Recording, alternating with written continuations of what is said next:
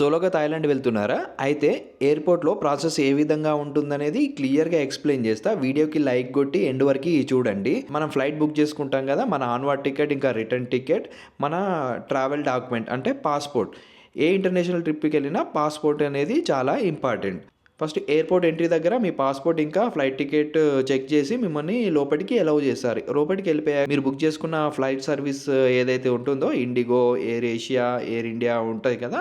ఇలాంటి వాళ్ళకి సంబంధించిన కౌంటర్ దగ్గరికెళ్ళిపోతే మీ పాస్‌పోర్ట్, ఫ్లైట్ టికెట్ చూసేసుకొని ఇంకా లగేజ్ మీకు ఏమైనా ఉంటే చెక్ ఇన్ చేసేసుకొని మీకు బోర్డింగ్ పాస్ ఇష్యూ చేస్తారు. మీ బోర్డింగ్ పాస్ కలెక్ట్ చేసేసుకొని ఎమిగ్రేషన్ కౌంటర్‌కెళ్ళిపోవాలి. ఎమిగ్రేషన్ కౌంటర్ దగ్గర ఎమిగ్రేషన్ ఆఫీసర్స్ ఉంటారు. బేసిక్ క్వెషన్స్ అడుగుతారు. ఎక్కడికెళ్తున్నారు? ఎప్పుడు మళ్ళీ రిటర్న్ వస్తారు? ఎందుకెళ్తున్నారు? అని జెప్పేసి అడుగుతారు.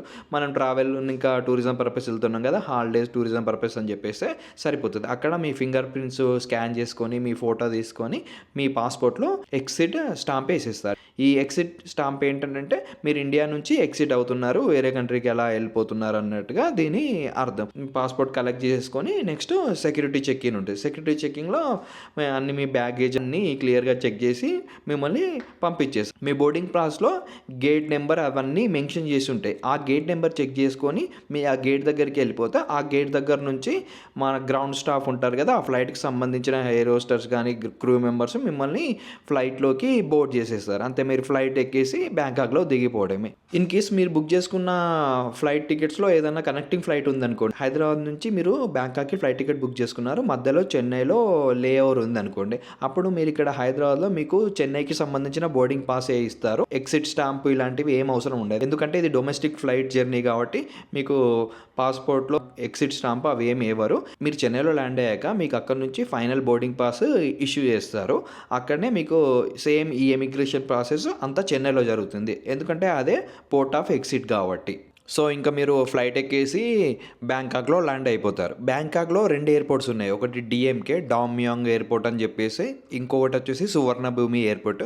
Most of the flights India నుంచి సువర్ణభూమికే ఎళ్ళిపోతా ఉంటాయి. సో, సువర్ణభూమి ఎయిర్‌పోర్ట్‌లో దిగినా గానీ, డామ్యాంగ్ ఎయిర్‌పోర్ట్‌లో దిగినా గానీ ప్రాసెస్ ఒక విధంగానే ఉంటది. మీరు ఫ్లైట్ ల్యాండ్ అవ్వగానే డైరెక్ట్ ఇమిగ్రేషన్ కౌంటర్స్‌కి ఎళ్ళిపోండి. ఎందుకంటే మనకి ఎటువంటి వీసా అవసరం లేదు. ఇండియన్స్‌కి ఫ్రీ వీసా గాబట్టి. మీకు అక్కడ ఇమిగ్రేషన్ కౌంటర్‌కి ఎళ్ళిపోయంగానే సేమ్ ఇండియాలో ఏ విధంగా ఉందో ఆ విధంగానే ఇమిగ్రేషన్స్ ఆఫీసర్స్ ఉంటారు కౌంటర్‌లో.